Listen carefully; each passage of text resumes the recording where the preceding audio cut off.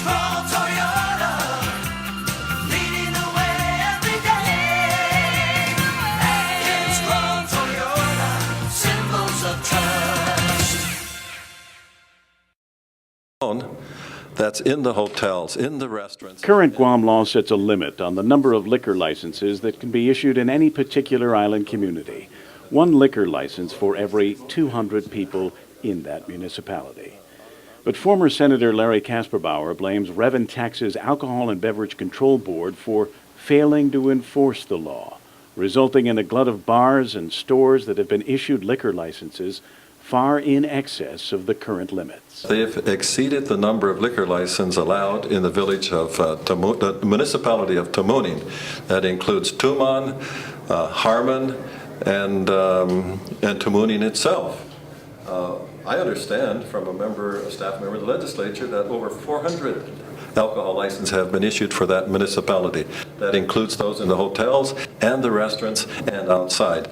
Another village that they've exceeded the law in issuing the number of alcohol licenses is the municipality of Hagåtña. The former senator is also a board member of the Alupang Cove Condominium Association, which has filed a complaint with the ABC board over its failure to enforce current liquor license limits. They've been in violation of the law all along and apparently feel that they're above the law, because they've been issuing these, and I wouldn't doubt that they've continued to issue license since they've known that they've exceeded it. Number two, without a quorum and without open government law operating, when decisions are made by internet, that's hardly the Open Government Act. In response to the lack of enforcement, Senator Michael San Nicolas has introduced a bill that would lift the restrictions on the number of liquor licenses that could be issued in each community. Unavailable for on-camera comment today, San Nicolas did send us an email in which he explained that the liquor ratio law has been on the books for decades and has been overlooked for decades. It has only recently come to the fore, since the lack of the ratio has been the de facto situation in everyone's mind for decades. Removing the ratio would not change anything. It would simply maintain the status quo.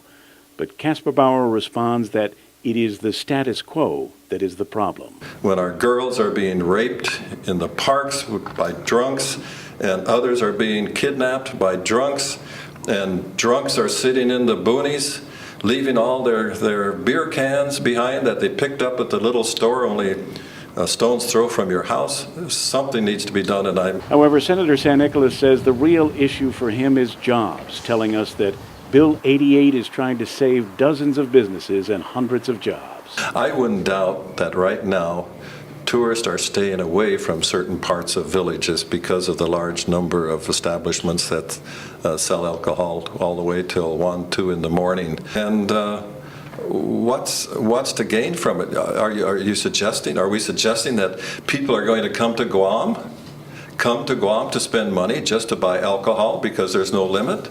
I mean, that's not going to help tourism at all. San Nicolas responds, defending his measure, saying that if the existing law is left in place and enforced, no new licenses could be issued for Tamuning and Hagåtña. It's also unclear, he says, what would happen in June when the renewal period for liquor licenses happens. If the existing law is enforced, he says, in Hagåtña, 2/3 of the establishments may not have their licenses renewed, and 41 establishments may not have their licenses renewed in Tamuning.